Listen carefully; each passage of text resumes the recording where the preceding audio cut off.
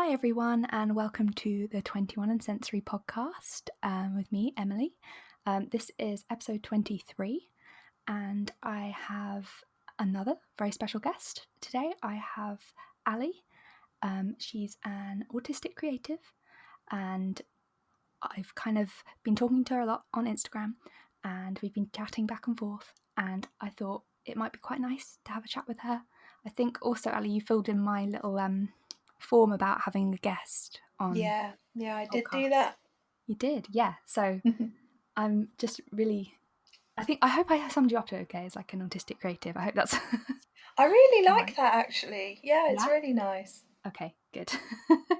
And I know kind of you've got a sort of like uni experience and things like that, so we can talk a little bit about that potentially. But do you want to just kind of introduce yourself, kind of say how old you are, where you live, that sort of thing, bit of background? Yeah, absolutely. So, as Emily said, I'm Allie.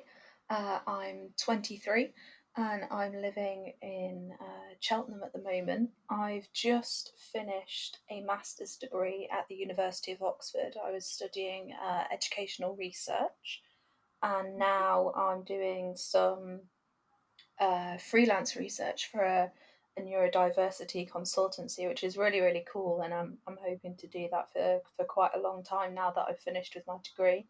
Um, Alongside that kind of professionally stuff, I'm also, as Emily said, a creative. I'm a writer. I write poetry. I'm working on my first novel at the moment. During lockdown, I took part in a playwriting program. So I'm definitely spreading myself too thinly, but it's been a lot of fun. Wow, it sounds like you've got lots of things going on to keep you busy.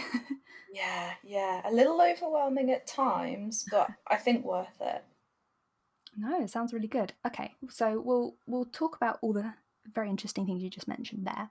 I thought we'd just start with your kind of autism journey slash process, just to give a bit of kind of background as to kind of when you came to that realization of being autistic. Yeah, so I mean, it's really, really recent for me. So I only got my medical diagnosis, or however you want to call it, this year in Okay. March. Mhm. And I probably started thinking I was autistic maybe last summer. So it was probably about 9 months between me connecting the dots and getting the formal diagnosis. But I think my story is quite similar to a lot of women I've heard in that they've stumbled across something online and suddenly thought, wow, yeah, that's me. Mhm. Okay. So, yeah, that was just a really kind of pivotal moment, if you like, in my life because I've struggled a lot up to that point with what was diagnosed as depression and anxiety, and I missed a lot of education in school, in college, university, all the way through. I probably had about a decade of bad mental health problems, and it's incredible looking back how much of it was just mismanaging my autism. Okay, right. Yeah. So it's been it, for me. I know that for some people, that kind of autism diagnosis journey is a really challenging one that they don't necessarily welcome. But for me, it was just a massive relief. Likewise, I think for me it gave me a bit of clarity, but also I now realize that I can, the reason why I don't deal with things very well, and I can actually be a little bit kinder to myself. Whereas before, I'd be like, why Mm, am I like this? absolutely, and it's really hard as well when you've got people around you asking you why are you like this, and I'm like, Yeah, if I don't even know, how yeah, am I supposed to explain that to you? exactly. Okay, that's really interesting. And do you mind me asking if you went sort of the NHS way or did you do it privately? So, I went the NHS way. I went to my doctor. I said, I think I might be autistic, and here are the reasons why, as I think it would be a very stereotypical autistic thing to do. Yeah. And it was actually the first time I'd ever seen that doctor, because it was a doctor in Oxford when I'd just moved there for my degree. So it was amazing that she was just so receptive to that, having never met me before. She listened to what I had to say and she said, no, it sounds like, you might be onto something there. So she referred me for to go to the assessment centre, and that took about 6 months between my referral and going to the assessment centre, and then another 2 weeks until I got my diagnosis after that. Okay. So you didn't find out at your assessment if you were autistic No, or not? and that really, really bugged Oh, me, because I know that a lot of people do, don't they? You get told on yeah. the day. It's so Um, interesting because I mean I'm southeast of the UK, and my waiting time altogether was 14 months, and I was mhm. told I was autistic at my assessment, whereas you've had a shorter waiting time, but you weren't told at your assessment, and I'm assuming you had to wait for your paperwork to come. Yeah, Yeah. exactly. And I think that's really not great on behalf of, the NHS and how that works. I think the process really needs to be consistent across the whole of Yeah. the UK. Especially to leave the assessment and not really know, I think would have found that quite difficult. So I can imagine you went away a bit like, Mm. oh. I did. I really, really did. I was living in limbo for those 2 weeks, because I Yeah. think, and I appreciate that you'll understand this as someone who also found it a relief when you make that connection. It's such an emotional connection to make. And then for Mm. me, there was that 2 weeks of limbo of, but was I right? Or have I Yeah. really attached myself to something that isn't true? Yes. I can imagine that was really difficult. And for me, kind of going home after my assessment, I started like little things like childhood things and stuff like that started coming to me, and I was like, oh, that's why I struggle with this and this and this. So that came Mm. quite quickly for me. Whereas that's really interesting because we're both in the UK. We're not ridiculously far away. Exactly, exactly. It's madness, and I think there's just a lot of work that needs to be done, isn't there, within the autism community, and sort of supporting that better. I think so. That's really interesting to hear, like the kind of differences, but also that you found it a good thing because obviously, you know, lots of people find it quite difficult to deal with and see it as a kind Mm. of label, and Yeah. whereas I find it something that's quite helpful. Yeah, no, me too, exactly. Because I think for me, whenever people ask me how does it feel to be autistic, like to know that you're autistic now, and I was like, well, I just have a language with which to explain how I experience the world, because I never had that before. Mm. I can now look back and be like, that was a meltdown, or that was sensory overstimulation, and I just didn't have that language to describe what I was going through. So to Mm-hmm. everyone else, it just looked like I was a bit weird and, losing my mind. But Mm. it was actually, some crazy biology going on in my brain. Exactly, and that's what I find so difficult is that you've struggled with mental health and kind of education and stuff like that, and I just think maybe if we'd both known a little earlier in life, Mm. we could have had those kind of support mechanisms or maybe support in school and, Yeah, yeah, I the, can really relate to that. yeah. I was quite lucky in my secondary school, so I had my first mental breakdown when I was 15, and I missed several months of school. And then when I went back, it was on kind of a staggered part-time timetable, and I went mostly we had a support area in our school called the base, and that Mhm. was absolutely fundamental to me in terms of getting me back on my feet and getting me going in the right direction with my studies and things like that. But I moved to a different school when I went to sixth form, and they didn't have anything like that. And so I had my second mental breakdown at 17, and it was much, much harder. And like my grades suffered as a result. It was just, it's incredible the difference that that support network can make. Mhm.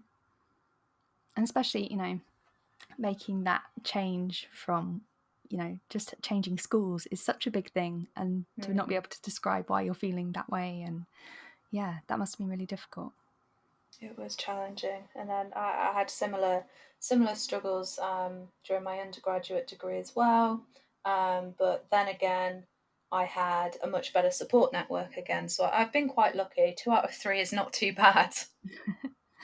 And so, talking about your kind of undergraduate degree, did you do that as at Oxford as well?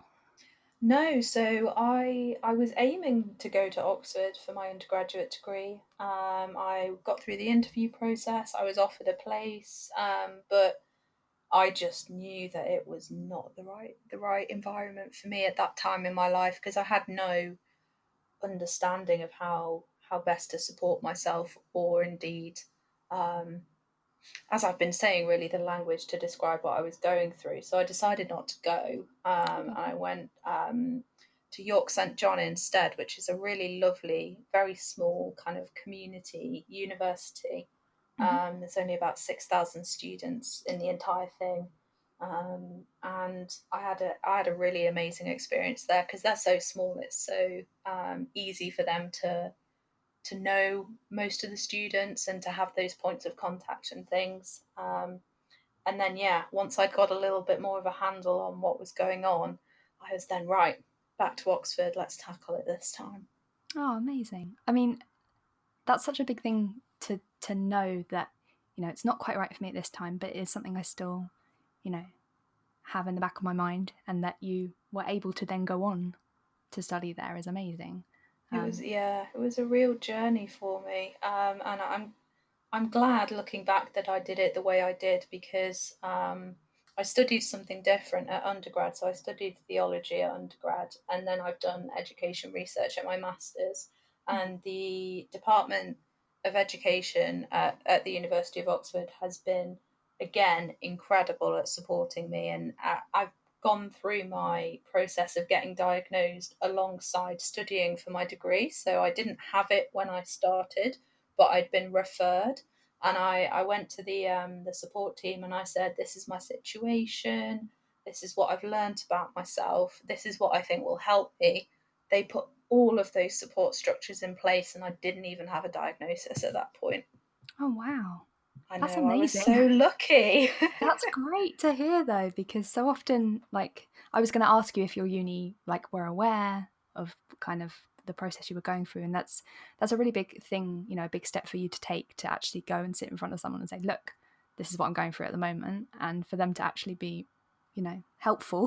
That's Yeah, really cool. absolutely. Because it took a lot of vulnerability in the sense of I couldn't go and say a medical professional has validated this. It was more Mm, I'm hoping a medical professional will validate this, but until yeah. that point, I've noticed these kind of accommodations really help me. Um, and they could have turned around and said that I was causing them a lot of inconvenience because I definitely was. But so, for example, one of the accommodations I had is I find it really difficult to look at electronic screens for a long time, and that can be a computer in front of me, that can be a projection on the wall, anything like that. And being the modern age, all university lectures are now seemingly projected onto walls and all this kind of stuff. And I had a printed version of every PowerPoint for every lecture that I went to, ready, waiting for me on my chair, which was reserved for me with a little sign saying reserved for Allie on it, every single Oh, lecture I went amazing. to. Incredible. Oh, and just to have the same seat in a lecture, Oh, it that's, made such a difference. yeah, just to know where you're meant to be. Exactly. Oh, And not have to, because I think one of the things that I found being autistic is that if I can reduce the number of decisions I need to make, life is so much easier. mhm. It's a weight off your shoulders almost, isn't it? Absolutely. Absolutely. And my friends loved it because it meant that people would avoid the seats around where mine was reserved because they were like, this is a bit weird, this is a bit unusual. So it meant all my friends always got seats as well because they could just sit next to me. Excellent. I like that that's just like a little extra perk. Little perk of having an Yeah. autistic friend. Front row seats. Nice. Well, that's Mm. really interesting to hear of, I don't know, just a supportive university. I'm not saying that universities aren't, but just that they were willing to kind of help out, and even just to have like a printed PowerPoint, because they go through PowerPoints so quickly in lectures. I Oh swear I yeah. can never make the notes. I used to always use a dictaphone because they'd just be like powering through and you'd be like, I'm still like 3 slides behind. So Yeah, yeah. that's really I'm great. still trying to process the information you info dumped on me 5 Yeah, slides ago. exactly. And then you expect me to write an essay on it, and if it doesn't stay in my head, I'd have to do it like that day to keep the information in my head. Exactly, yeah. So how did you live on campus when you went to York, was it? Yeah, so during my undergraduate, I wasn't living on campus. I was kind of living on the other side of the city, but York is very, very small, so that doesn't really. It was about a 20-minute walk for me. And my first year, I was in a shared flat, and as you can anticipate, that was a disaster. I can remember vividly remember my flatmates were all kind of these party girls, like to drink a lot, like to make a lot of noise, like to make a lot of mess, stay out late, come home and bang the doors, that kind of thing. And one of them left her television blaring Capital Radio and went to a club. And so her door was locked, but her room was next to mine. I used to work as a barista at Starbucks, and my shift started at 5:30 the next morning, and I was just lying there listening to the radio blaring, and I don't listen to the radio anyway, let Mm. alone at 12 p.m. when I'm trying to sleep because I have a shift the next morning. And I can just remember going down to reception in floods of tears, being like, please, can you Oh. just go in and turn it off? Oh. Um, so yeah, that was a really stressful experience for me, sharing a flat with all those girls. Oh, I was kind of hoping that you might have, because you've been off campus, it wouldn't be as potentially noisy, but Mm. it's who you live with, isn't it? That you sometimes don't find out until you live with people that you're like, oh, Exactly. just I don't understand how people can be that inconsiderate, but then we're all Yeah, they wired seem to differently. live in bubbles. I think that's what I always thought. They kind of moved in their own little bubble, and then my bubble would bump up against theirs, and they'd be like, "Oh, there's like different people in the world." We just go unnoticed. It's like, oh, Yeah, yeah. But then in my second year, as kind of like a really dramatic reaction to that, I then got a studio flat. So it was just me, myself, and I, and it was heaven. There were yay. times when I did not leave my room for 3 days, and I loved it. It was probably very unhealthy, but I loved it.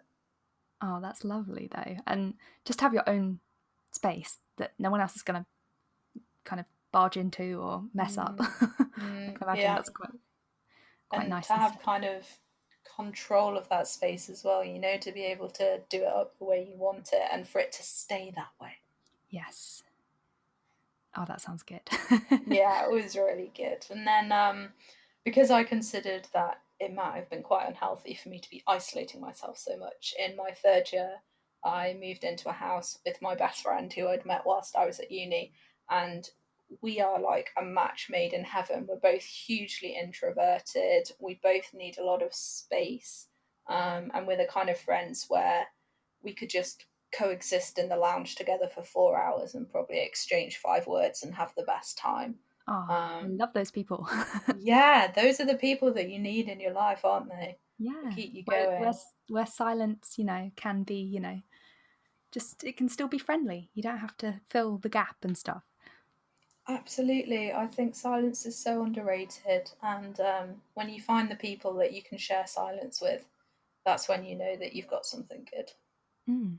It's really interesting to me because you almost tried every sort of way of living at university, and then kind of found your like kind of favorite way to live in third year, which is really interesting. Yeah, it is. I think I learned a lot about myself during that process, and I think it's interesting as well how I went from those two extremes of living with a lot of people to living with no people to finding a kind of happy medium. Um, I guess I was lucky in a way to be able to experience all of that. Mm.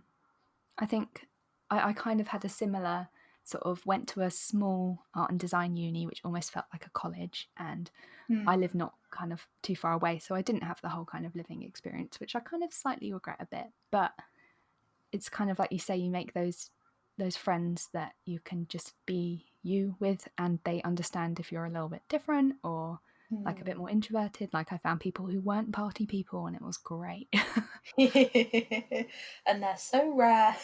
I know. Why is I wish uni wasn't associated with just like going out, because Yeah. some staying in is, it's overrated, underrated even. Mm. Exactly. No, staying in is where it's at. I mean,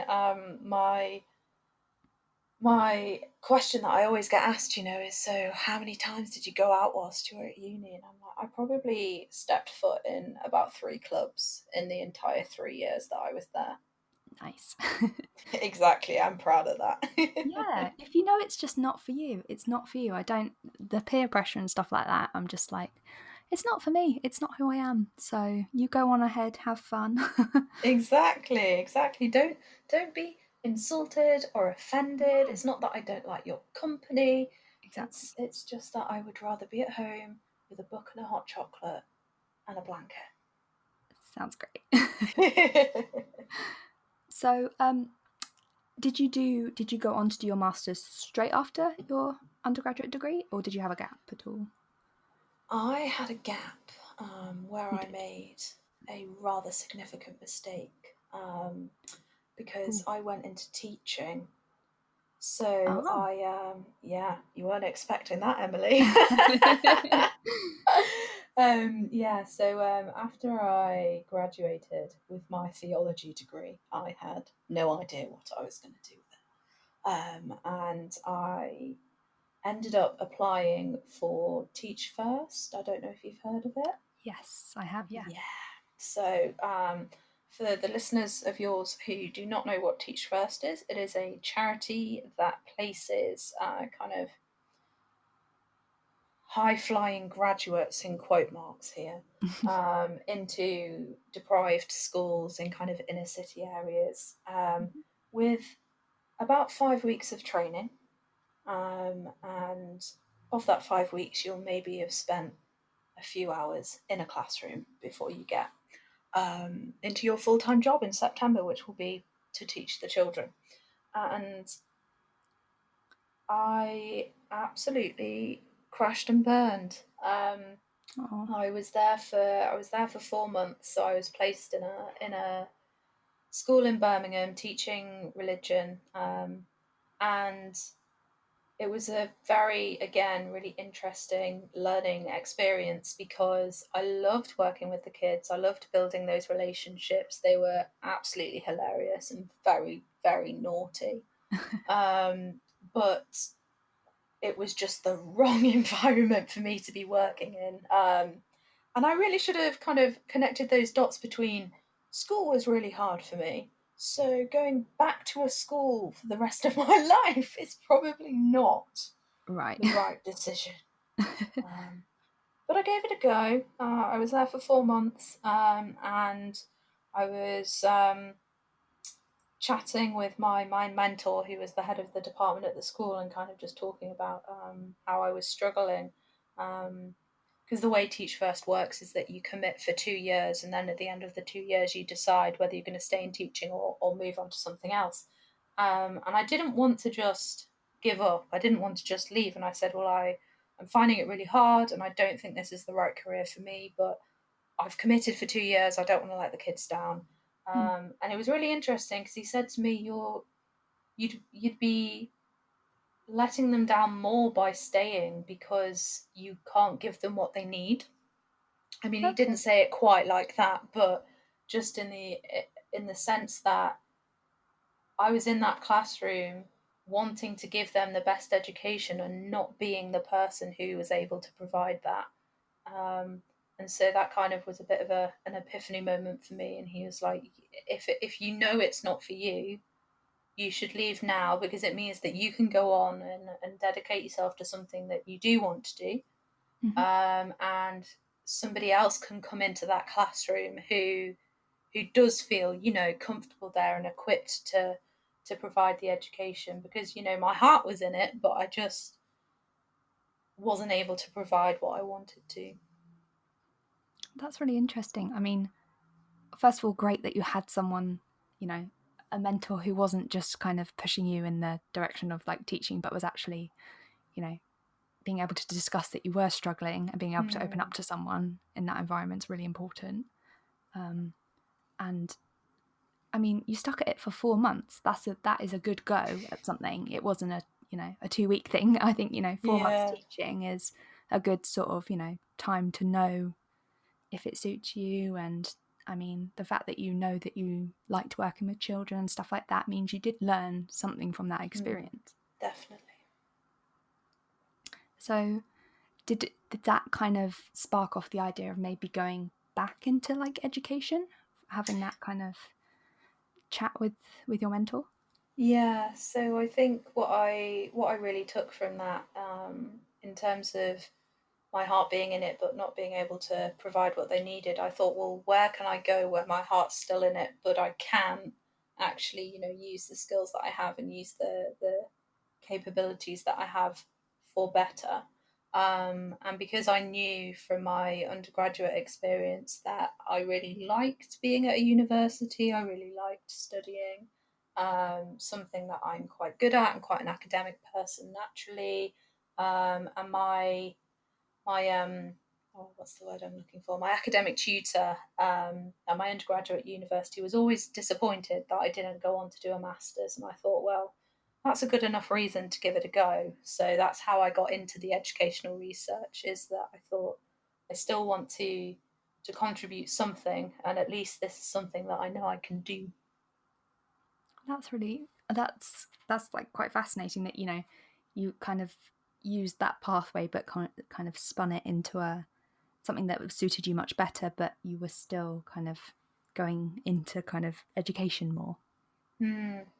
Yeah, I was really lucky to be able to kind of jigsaw puzzle that together into something Yeah. coherent.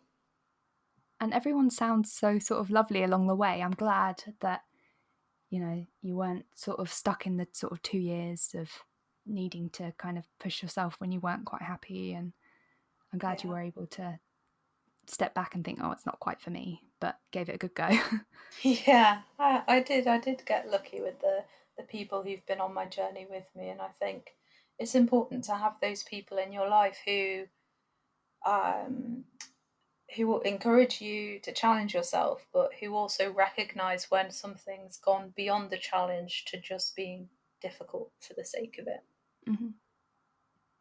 And so your masters, is it like how many years is it? Because I know there's so many different types of masters nowadays. Yeah, so mine's only been a year. So I started, or a little bit less than a year actually. I started in October 2019, and I will hand my dissertation in 2 weeks, and then it will be over. Ooh. And congrats on doing your like first like full draft, because I know that is like Yeah, thank you.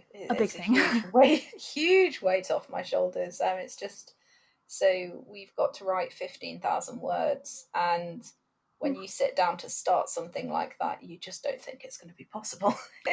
Yes, it's hard to see the end when you're at the start. Exactly, exactly. So now that I'm at the end, I'm kind of like, wow, I did that. Yeah, that is a huge achievement. It will be something that gives me a lot of pride, I think, carries me through. If I'm a bit sad in the next couple of months, I'll think, well, at least you got to the end of those 15,000 words. Yeah, definitely. So when you said that you're also like a research consultant for Neuropool, is that right? Yeah, yeah, that's right. So when did that sort of kind of come into the picture? So that happened really kind of randomly, to be honest, and it's because I was setting myself up on LinkedIn and kind of playing around with it as a platform, and reaching out to a lot of different people, And this was just after I was diagnosed in March. So I was really keen on expanding my network of autistic professionals and people working within the kind of neurodiversity sphere. Mm-hmm. And one of the guys that I reached out to, not I was just sending people messages being like, "Hi, I've just been diagnosed. I'd really like to get to know more autistic people. Can we connect?" And thankfully, a lot of people were like, "Yeah, sure, that's great. Oh, great. Congratulations, welcome to the community." Yay. I didn't get any kind of "leave me alone" messages, which was good. But yeah, this one guy that got back to me was like, "Oh, that sounds great. Let's set up a call." Ooh. And that was my worst nightmare, to be perfectly honest, because I find, like telephone calls and talking to new people really, really, really hard.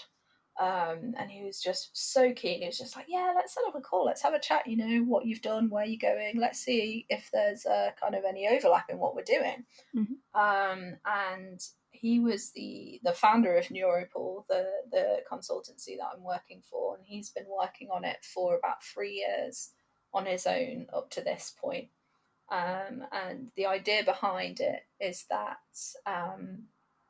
the the company supports autistic people into work, is essentially kind of the foundation of the company. So it's about providing direct support to job seekers, also about educating employers better about neurodiversity. And then the aspect that I've been involved with is running an employability program at the University of Bath, which has been great, great, great fun. Um, Oh. and we're in week 6 now, so we're halfway through. And that's the kind of where my research consultant head comes on, because I've been helping to design the program, to deliver the program. We've got questionnaires going out to the students to ask them about their experiences, and we're really hoping to build a database out of that and to be able to share that knowledge with the wider community. Mm-hmm. So yeah, it was kind of a really random. I wasn't expecting it, but I'm really glad it happened. Oh, that's really exciting though. And it's so great to hear that you're not just kind of giving advice to kind of neurodivergent people, but also the employers, because I think that's half the battle sometimes, is getting kind of companies to understand, if you have these neurodivergent employees, the accommodations and bits and pieces that will really Yeah, help them succeed. yeah, absolutely. And I think that it's just such a struggle sometimes. Like, I know I'm only 23, and I think I've had about 10 different jobs at this point, and some of them I've had to leave and some of them I've been fired from. And it's just a case of, this isn't a unique experience, unfortunately, for the neurodivergent community. This is something that happens a lot, and it shouldn't be. Mm, exactly. And I think, I know it kind of happened by accident, but the fact that you can bring your experience kind of to these people as well, and being able to kind of make a program, that must be quite kind of rewarding for you.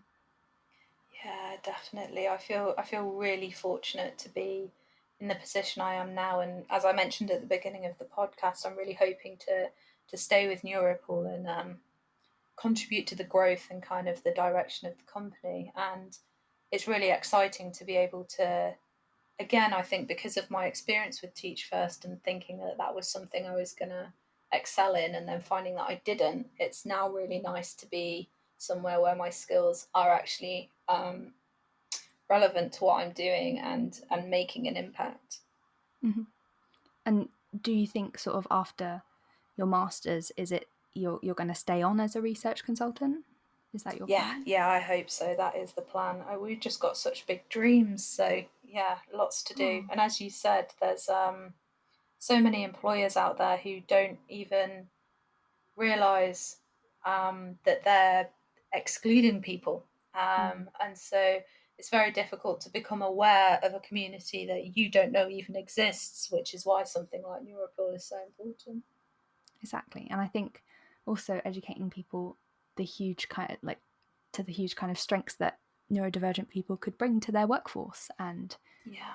we're quite dedicated, sometimes quite, perfectionist sort of people, Yeah, which yeah. can be great in a Detail workplace. orientated. Yes, much better way of putting it. But exactly, we're focused, on the details, not just the bigger picture. And I think we can bring a lot to, companies of different sizes as well. So Yeah, that's really for great. sure.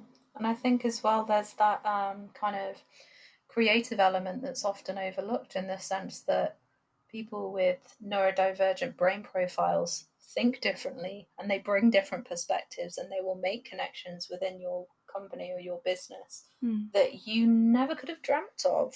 And that's not to say that our brains are superior, they're just different, and difference is what leads to innovation. Yeah, definitely. That's a really good way of putting it. Thank you. So, what was I going to go on to next? Why don't we talk more about you and do you have kind of any sort of special interests? I know you mentioned your kind of creative writing and your script Yeah, writing yeah, and that you're a poet. Do you want to talk a little bit more about that? for sure. I've been writing since a very, very young age. I think I had my first poem published when I was 9 in my local newspaper. Oh, And that was about how much I hated telephones. So not much has changed. excellent. I know. And poetry's always been a way for me to express myself. And I really love rhyming poetry and kind of the cadences and the sound of that. So I'm not one of those, progressive modern poets who write one word in the middle of the page and it's a poem. Right. I mean, respect to people who can do that, but I'm more of a classic rhyming kind of gal. So yeah, I've been doing that since I was a kid. Really, really enjoy it. Kind of exploring now, being able to talk about my experience as an autistic woman through my poetry, because I think it's really exciting that I'm giving people an insight into a world that they don't understand. And I think it's really powerful when you can, for example, read a piece of poetry and be immersed in the way that the poet's feeling. And it's like, when you read a book or you watch a film and you're kind of transported into that Mm. world temporarily. And I mean, this makes it sound like my poetry is absolutely exceptional, and I cannot say that for sure. No. But it's more that I like trying to create that. Like I really enjoy trying to make that happen for people. Whether it does, I will leave up to the reader. Um, but yeah, so that's something. Writing is something that I would definitely consider one of my special interests in the sense that it's just always been there for me, and it's something that I always go back to. And so yeah, that's been really important to me. I think one of the things that I do struggle with, knowing that I'm autistic, is that I don't have one of these stereotypical special interests where it's kind of like, a period of history or a type of train Yeah. or and sometimes I think, oh, am I not really a proper autistic person because I don't have a kind of, I don't even know how you describe it, like a subject specific Yeah. special interest. No, I know what you mean. That's all you kind of ever see or hear about in the media and also Mm, read about in books and things like that. And you think, oh, our yeah. autistics just having, very, I don't know, specific special interests. But I think I'm very much the same as you. I have quite a broad kind of, you know, for you it's writing, for me it's kind of art. It doesn't have to Mm, be so specific, but that's all you really ever hear about. yeah, exactly. And sometimes it can make me feel really uncomfortable in the sense of you tell people you're autistic and they're like, cool, what battles in history can you tell me all the dates of? Yeah, Or they expect facts and figures. yeah, they do. And I think that's really challenging when you're more of the creative autistic than the facts and figures autistic. And this is really sounding like just labels at this point, but I think it's important to make that distinction that, and it's something that we've talked about before, Emily, that creativity is just so often overlooked in discussions about autism. Yeah, definitely. And I think, like you say, there's even kind of women in and autism and stuff, it's very much a male kind of, that's what everyone goes to in terms of what they naturally think about when you kind of say, oh, I'm autistic. Whereas there isn't Yeah. that kind of, you know, if I tell someone, they, you know, don't really know any kind of girls necessarily who are autistic, and it's difficult to be like, well, this is how I struggle. Yeah, yeah, I can completely relate to that, and I think it's really sad that there are going to be so many girls out there who are struggling with this who may never get a diagnosis. I mean, I still had that moment when I read, you know, that they were diagnosing me, where I cried and I kind of mourned the loss of the childhood that I could have had if I'd had my diagnosis earlier and if I'd Mm.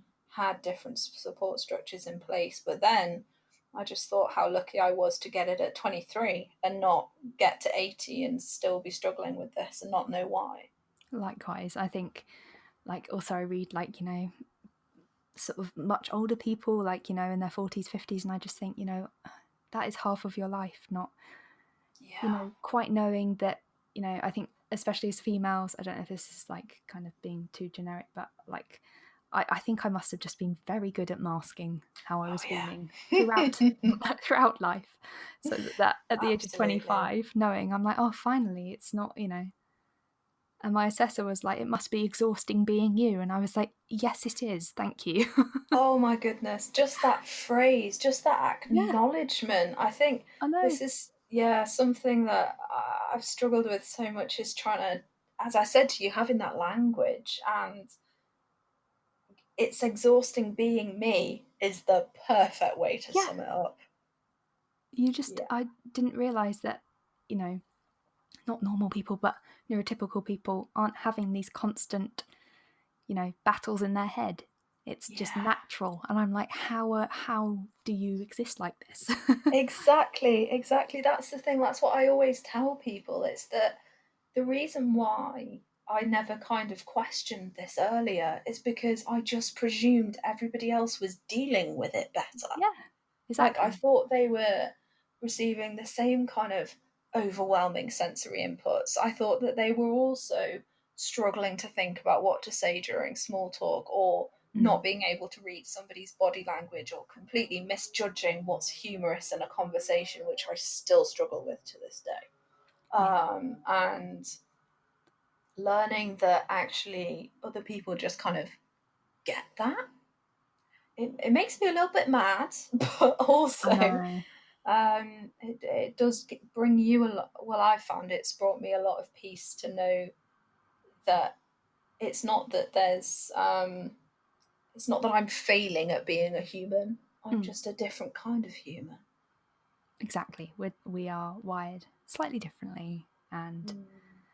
I don't know, it's, I think in this whole kind of online age, it's so easy to compare yourself to other people and like people your age who are doing certain things and hitting various milestones. But I'm like, do you know what? I am doing okay. I am existing in a loud world. Yeah, I don't need to be hitting, you know, absolutely. big Oh my goodness, I can relate milestones. to that so much, Emily, because so my I don't know whether you can say this about a person, but my boyfriend is the most neurotypical you will ever meet in your life. Okay.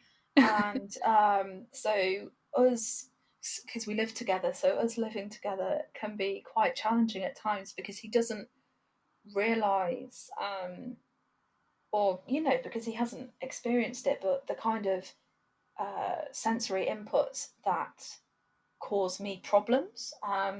So the thing about the living in a loud world, like, he Mm. will just be watching a video on his phone on the other side of the room, and I'm trying to work on the opposite side of the room, but I can't because I can hear every word of whatever he's watching. And Mm. I'm like, I'm really sorry. Like, can you put headphones in? And he's like, but I'm all the way over here. It doesn't matter. Oh, that is, yeah, I know that feeling. I get that with my family a lot. It's like, you don't realize I can hear everything. Yes. Even like, I don't know, like fridge is humming and stuff. Oh my There's so many goodness. different levels of sound I can pick up. Yeah, yeah. And it's like, this is going to sound incredibly sad, but you might be able to relate. One of the little games that I play with myself now that I know I'm autistic is when I'm having some of my moments of trying to just peacefully exist, I count all of the sounds that I can hear. So, in Okay. what other people would think is complete silence, I count all of the sounds that I can hear. And it's Mm-hmm. ridiculous. Like, you could be lying there and count 5 or 6 different sounds and then turn to my boyfriend or something and say, "What can you hear right now?" And he's like, "Nothing." How are you not tuned in this way? I know. It's just, I mean, and sometimes I'm incredibly grateful for it because it adds such a rich texture to the Mm. world around you and kind of our experience of the world. But then there are times when, understandably, it's just too much. Mm-hmm. No, definitely. And if you don't mind me asking, were you kind of sort of going through the diagnosis process having a boyfriend, or was he Yeah, there to yeah. support you? So, my boyfriend and I have been together for 3 years. So he met me when I was having kind of the mental health difficulties. So he was already kind of building a relationship with me based on the fact that those were things that I struggled with. And then it meant that when I told him I think I might be autistic, and here are the reasons why, he could see that in me as well, which was really affirming in the sense of going to the person that you're closest with, Mm-hmm. and saying, "I think this is true," and him saying, "I think it's true too." Um, and he's always said, diagnosis doesn't make a difference, like, you're still the same person. And he's incredibly, incredibly supportive in terms of, I mean, the example I just gave, when I say to him, "I can't work because I can hear your video," he will just put headphones in. Or if we're going out to eat, for example, if we're with his family and we're going out to eat together, if we arrive in a restaurant and he knows that there's too much sensory input going on, he will just say, "I think we should find somewhere else." And he doesn't make a big deal about it, and he doesn't kind of bring the attention back onto me. He'll just be like, "It's really noisy here, isn't it? It's really loud. I think we'd be better off going somewhere else." And Oh, I'm so grateful for that. that's so good, because sometimes you can't vocalize that yourself if you're Mm, overwhelmed. That's brilliant. absolutely. So I've been incredibly lucky. He's been really supportive the whole time, and now when I can say to him, "This is something that I find hard." So another of my pet peeves always has been, my family will tell you this since I was small, ticking clocks. Okay. Absolutely despise them. It's They're like, I don't know if you have this, but it's one of the sounds that I can never, ever, ever get out of my head. Mm-hmm. Because I think sometimes I can concentrate quite hard on not hearing a sound and kind of block it out that way, but I can't do that with ticking clocks. And before I was diagnosed, this was a real bone of contention with me and my boyfriend, because he has a lovely clock on his living room wall that Oh, he just appreciated as a piece of decor. And whenever he went out, I would take it down and put it in the airing cupboards, and then try and hastily put it back up before he got back. And sometimes I'd oh, forget. And since I got diagnosed and I was able to explain to him what was going on, the clock has permanently lived in the airing cupboard. excellent. I love it. I love it. Oh, I'm definitely with you on that. I'm the sort of person, if I stay somewhere and there's a ticking clock, the battery will be removed immediately. Yeah. I can't deal with that while sleeping. I can't. So I'm with you on that. And I love that it's now permanently no longer In a the feature. airing cupboard. Yeah, exactly. And I just, sometimes I'll go in the airing cupboard to get towels and I'll be reminded that the clock's in there. And I'm just like, aren't I lucky to have somebody who's Yeah. willing to do that for me? Oh, that's great. And he sounds super supportive. And I just love that he's generally understanding no matter what the environment. So it sounds like you found a good one there. I hope so. I hope so. It does make me feel very lucky. Oh, well, I'm glad you're kind of happy and you can kind of share those little things and have quite a supportive person near you. I think it makes all the difference having supportive family, friends, partners, just Yeah. people to confide in. Absolutely, and people who you can be honest with as well, in the sense of one of the things I really struggled with before I was diagnosed was socializing and how to explain to people when you'd run out of juice, Mm-hmm. just in the sense of how to, because in the culture we've got at the moment, the idea of saying no to a social invite is tantamount to telling that person you don't like them anymore. Yeah. And I have always and will always have very limited reserves of kind of like peopling. I Mm-hmm. just find interacting with people one of the most draining things I can do. And before the diagnosis, I was just at a loss at how to explain this to people. Whereas now, with friends and family and partners, as you were saying, I can literally say, I've been around too many people today. I'm sorry, I just don't have the capacity left, Mm. and that's okay. Yeah. Mind blowing. And just being kind to yourself and saying, oh, actually, I've done a lot today. I have, done a lot of peopling, a lot of socializing. I deserve to sit in the quiet. With my book and my blanket and my hot chocolate, Exactly. I absolutely. deserve to have a quiet evening. Exactly. And for people as well to appreciate that you're not demanding that they stay at home with you. Like, you're like, Mm. dude, go out, do your thing, have Yeah, fun. Don't feel bad, and I won't feel bad. Yeah, I think that's really important. definitely. So what was I was gonna talk to you about your Instagram because that's how I met you. So what sort of brought you to the land of Instagram?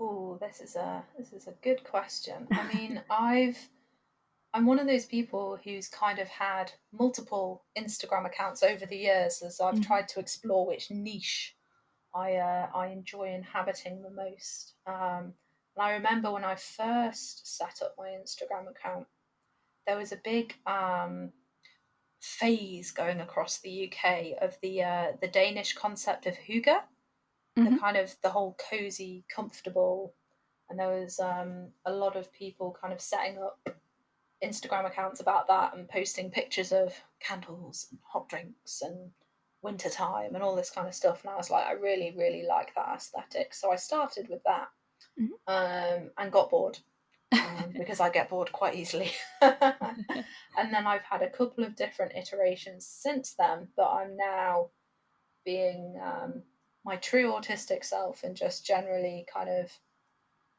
I think one of the things that Instagram's really good for is just showing kind of your everyday life. And when you're somebody who's part of a community like the autism community or the wider disabled community, anything like that, it's really, really helpful for people to be able to see what daily life looks like for other people like them. Mm-hmm. Because we're not that well represented in the general media, films, books, that kind of thing. So you do need to be able to see real people just kind of going about and dealing with stuff. Yeah. So yeah, so that's really what I'm hoping to go forward with my Instagram, and that's what I've really, really loved about getting involved in this community. Connecting with you, connecting with Sophie. I know you've interviewed Sophie earlier in your Yes. podcast. People like that, just kind of surrounding myself with other women um, who are kind of facing similar challenges to me, Mm-hmm. maybe responding to them differently, and I can learn from that. Definitely. And I think I don't know, just knowing, as much as lovely knowing guys, but just knowing girls the same age as me with the same struggles, it's so lovely because you're kind of going through the same things and you can kind of say like, oh, I struggle with this, any kind of coping tips or like Yeah, mechanisms and stuff. yeah, And just being able to, I don't know, Instagram's really good for that sort of thing. People sharing stuff on their stories and just being able to ask like questions so openly is something I really love. absolutely. Yeah, yeah. Yeah, I really love that feature on Instagram, the asking questions and the sharing things. Yeah. I remember that Sophie did one where she said one of those Ask Me Anythings, and I asked her about um, autistic protagonists, in like fiction stories and stuff. And she got super excited and really into it and explaining what she thought about my answer. And I was like, I love being in this community. Yeah, This is why we're here. exactly. And it's so kind of accepting. No one's, it doesn't matter if you're self-diagnosed, if you have a formal diagnosis or not. Everyone's Yeah. very understanding and accepting, and from different walks of life, and it's kind of quite refreshing to, I don't know, not see a perfect life on Instagram all the time. Oh, absolutely, Emily. Yeah, couldn't agree with you more. I Yeah. think it's so powerful to see other people stumble and just get back up again. Mm, It makes you think you can do it too. exactly. I'm glad you think that as well. So are there any kind of links that you want to sort of kind of promote? Do you want to say your Instagram so people can find you there? Yeah, absolutely. So, my Instagram handle is when South met North. People often get a bit confused by that, but it is literally just 4 words: when South met North. And I'm taking a bit of a hiatus at the moment whilst I finish my dissertation, but hopefully I'll be back bringing in the good stuff in September. Excellent. And also, it's really worth. I've read your like recent interview with weworkwithautism.com. I Yes. think that's also in your Instagram like bio thing. That's Yes. really Yeah. worth a read if you want to know more Oh, about thank you, Emily. That's Allie. lovely. I really enjoyed doing that interview.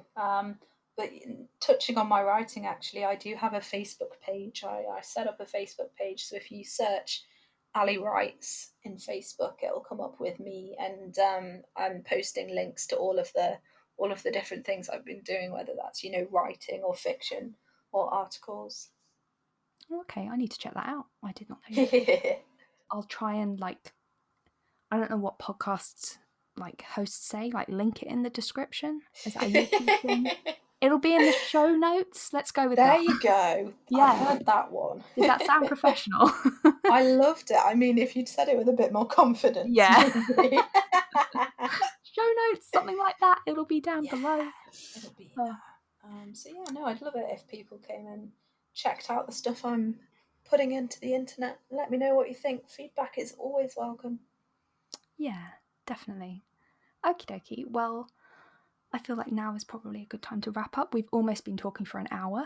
It's gone so quick. Perfect. It's been really lovely to chat with you, and just, I don't know, it's just, I appreciate how open and honest you've been, and just how you've kind of gone from the very start and listening to the kind of process you've been through. And Oh, thank I you, hope, Emily. the rest of your dissertation and your master's goes well. Oh, thank you so much. Yeah. And thank you so much for having me. I've really loved being here and chatting and made me feel like a very special guest. Oh, definitely. All right. Well, thank you everyone for listening, and be sure to check out all Allie's links down below. Yeah. So do you want to say bye? Bye. Bye.